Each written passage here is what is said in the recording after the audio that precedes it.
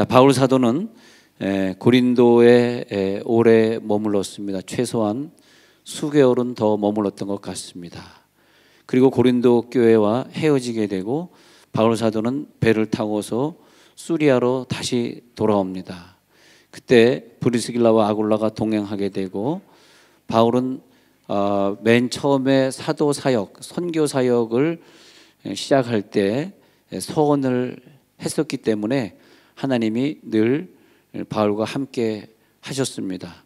그런데 1, 2차 전도 여행을 하면서 그 해외에 있는 많은 사람들이 또 유대인들이 많은 그 죄에 빠지고 세상의 풍조에 현혹되어 가고 있는 그런 세상적인 것들을 전도하다가 너무나 많이 받고 또 전도하면서 그 속에 들어가서 그들의 영혼을 구원하려고 싸우다가 보니까 자기 자신이 너무나 많이 죄에 죄에 접할 수 있는 그런 기회가 많았습니다. 그래서 자기 마음과 몸이 더러워졌다고 생각해서 겐그레아는 고린도에서 그러니까 그 한 11km 남쪽 지방에 있는 아주 유명한 한 군데 겐그레아에 왔을 때 거기서 서원을 재차 갱신을 합니다.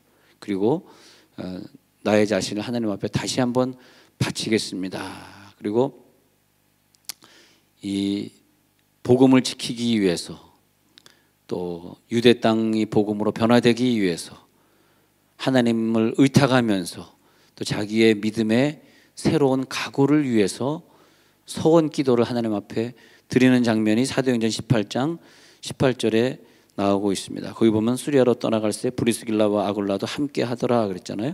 바울이 일찍이 서원이 있었으므로 그러면서 일찍이 있었던 서원, 그죠?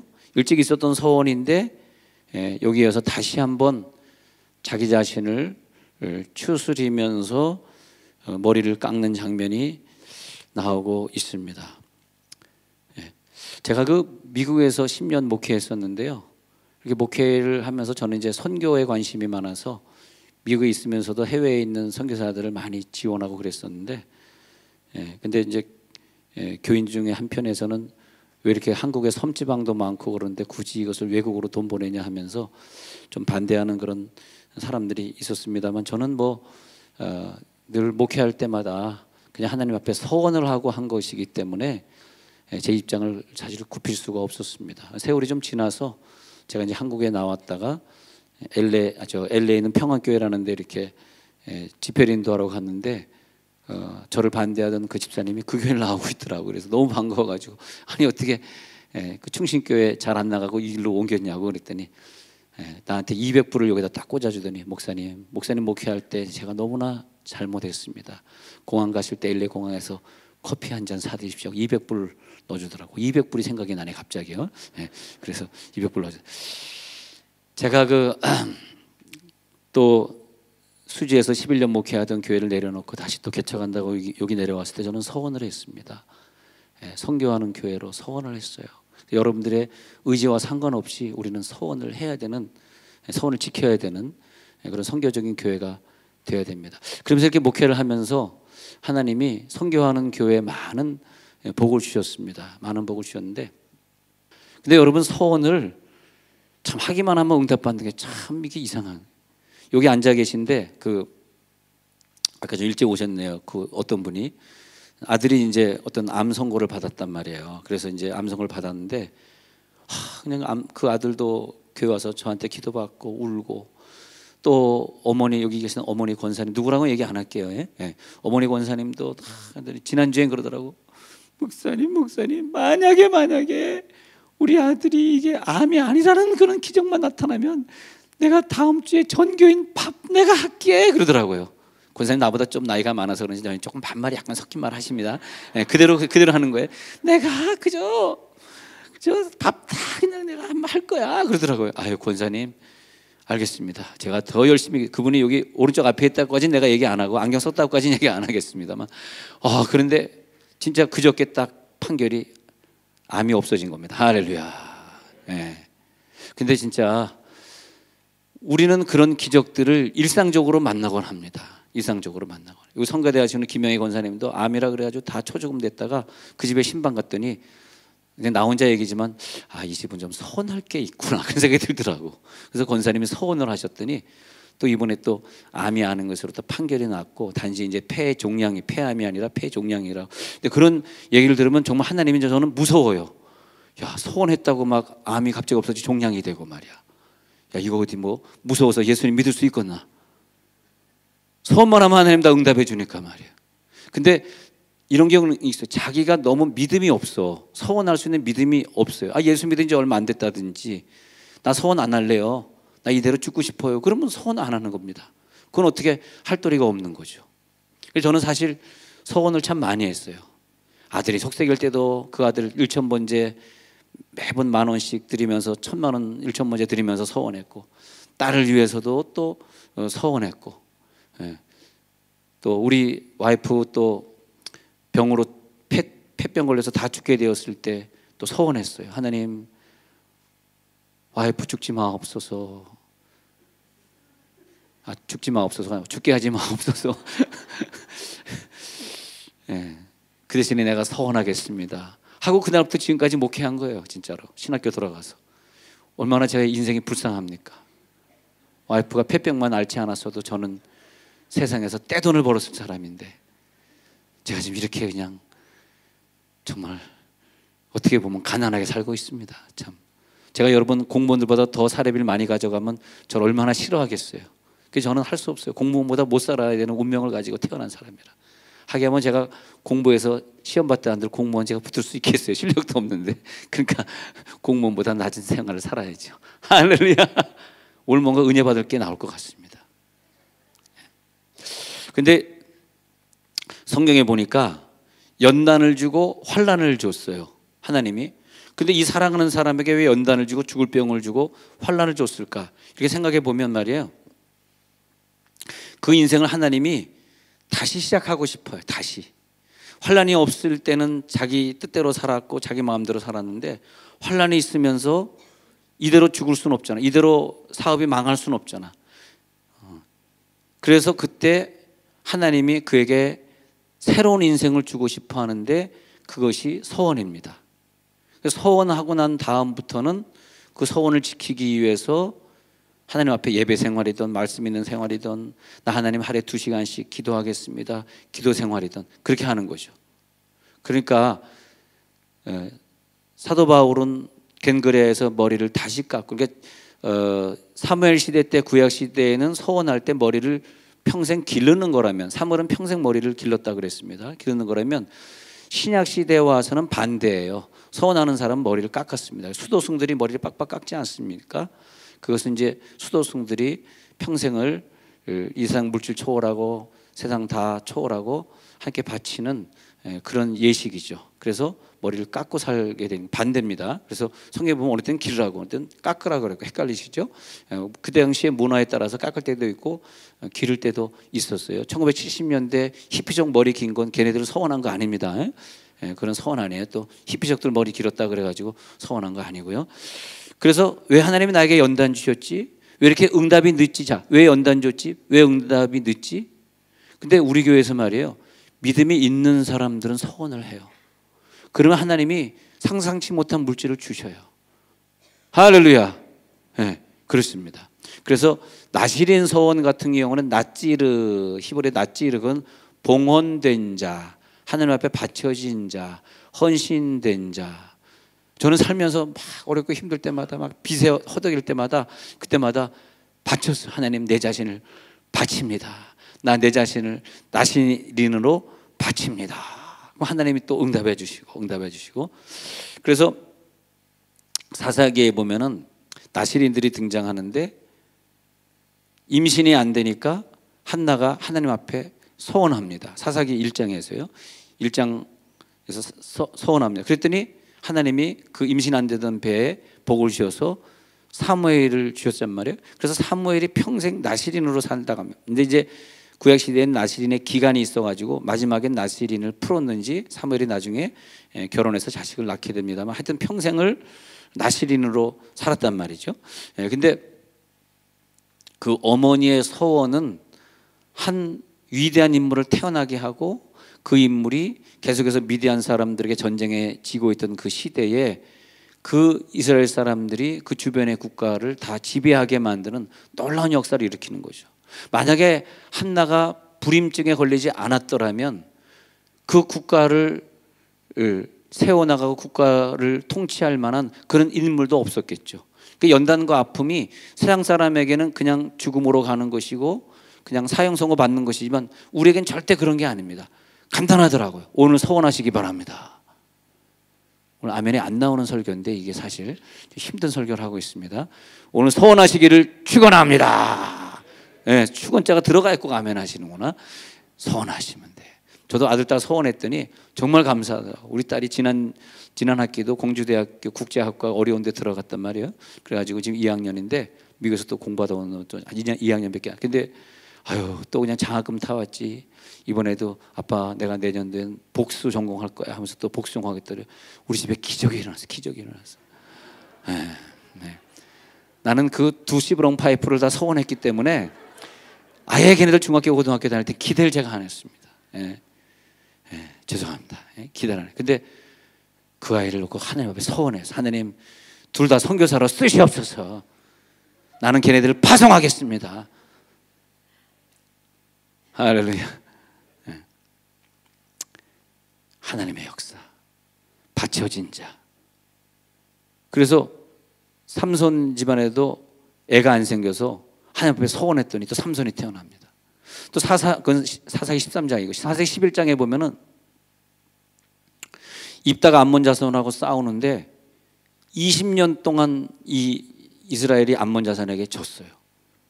이제 더 질 방법이 없어. 그들의 속국이 되는데 더 이상 이제 이 일제치하를 벗어날 방법이 없어. 그러니까 어떻게 암몬 자손을 이기기 위해서 서원을 했는데 자기 무남동녀 딸을 번제물로 드리겠습니다. 내가 전쟁에 만약 이기면 내 집안에서 가장 먼저 뛰어나오는 그 사람을 하나님 앞에 번제물로 태워서 바치겠나이다. 아니 결혼한 지 오래됐는데 누가 뛰어나오겠어요? 어린애가 뛰어나. 또 이 입다는 기생의 아들이라서 좀 가족 관계가 복잡해요. 그리고 천대받고 살았어요. 정말 어려운 가정에 살았어요. 그런데 딸을 하나 낳게 됐거든. 그 딸이 너무 귀해. 자기처럼 천대받고 상처받고 살아는 그 가정에선 이 딸 무남동녀가 너무 귀해.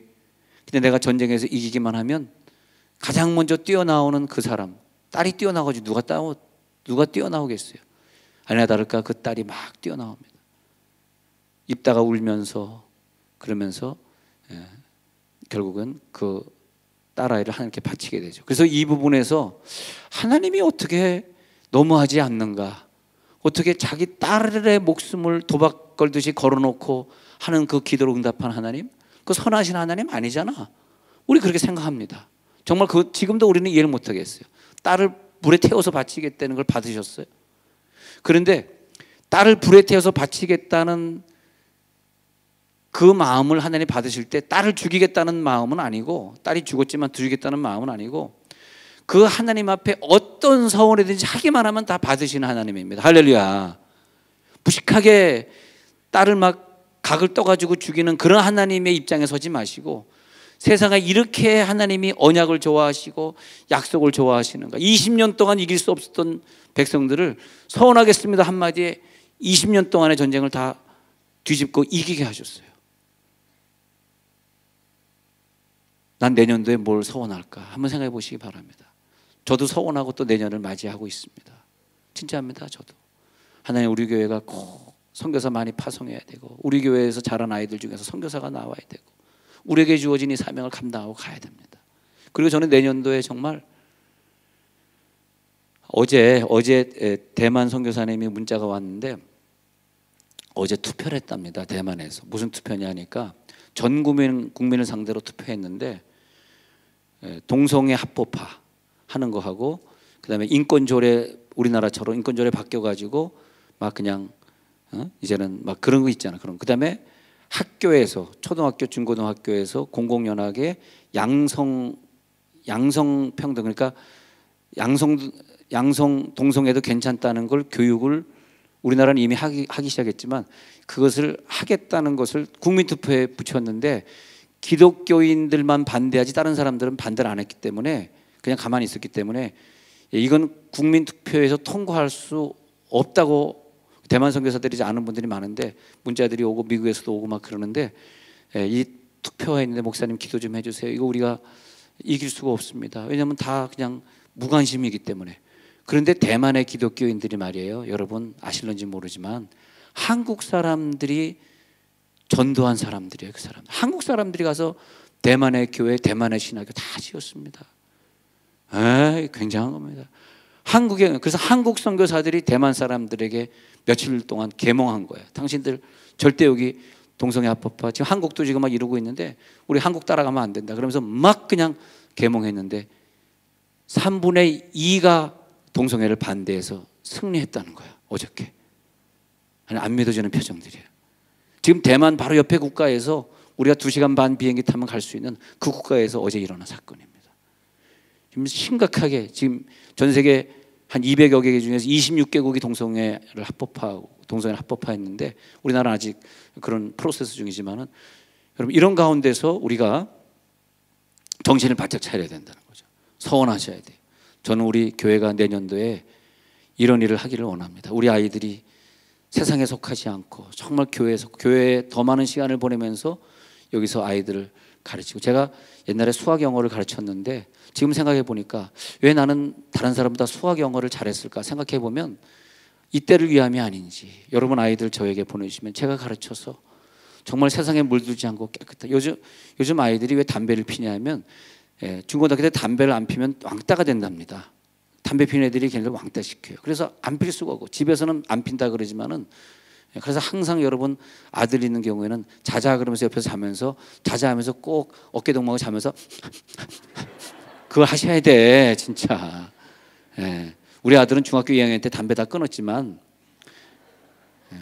주머니에 라이터를 갖고 다니더라고 중학교 2학년 때. 그래서 이제 한솔 중학교 자퇴를 시킨 거죠. 중학교 때 중독되면 죽을 때까지 하잖아, 그잖아. 여러분이 나이 들어서 술 담배 하시는 분 이미 중고등학교 때 배우신 분들이에요. 왕따 안 되려고. 서원해야 됩니다. 바쳐야 됩니다. 그런 아이들 함께 바쳐야 돼요.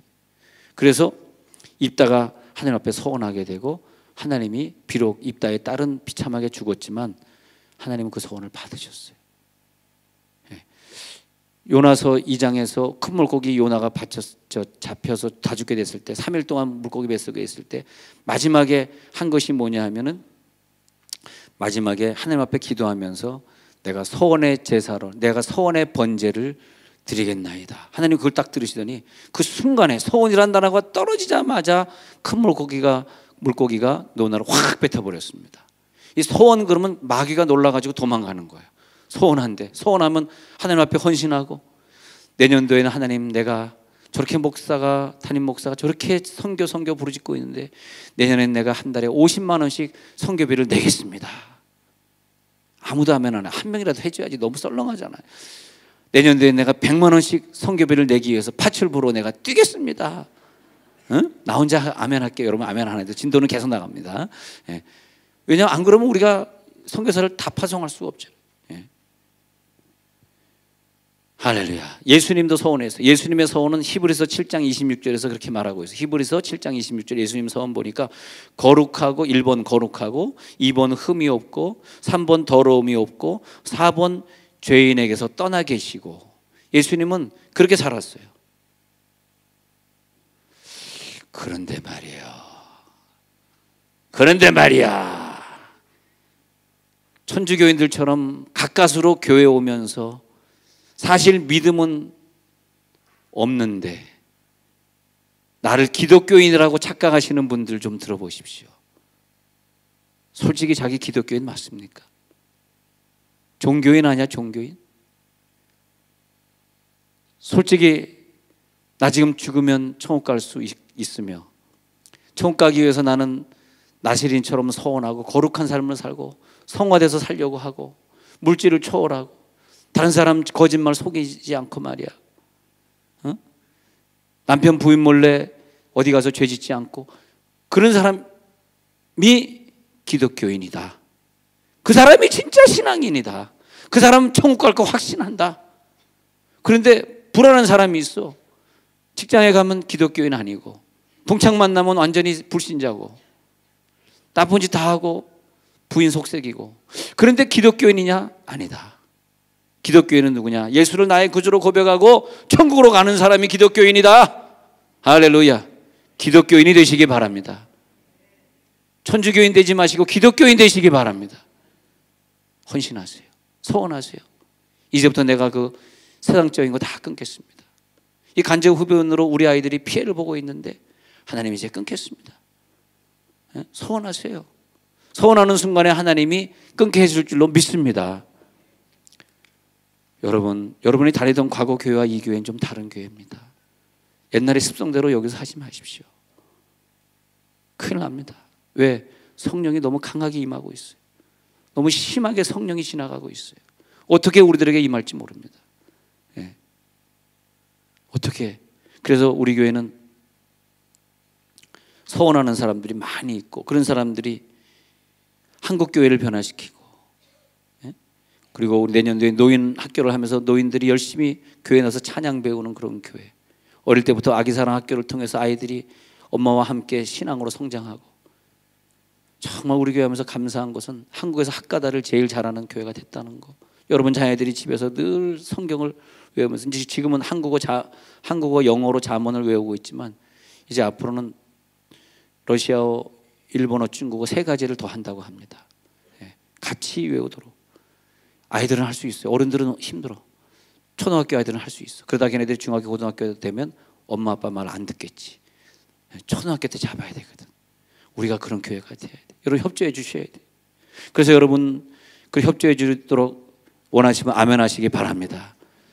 그 목회 협조하시는 분들이 좀 임원들이 되어 주십시오. 그래서 총회를 하시면서 우리 교회의 비전이 이런 거구나.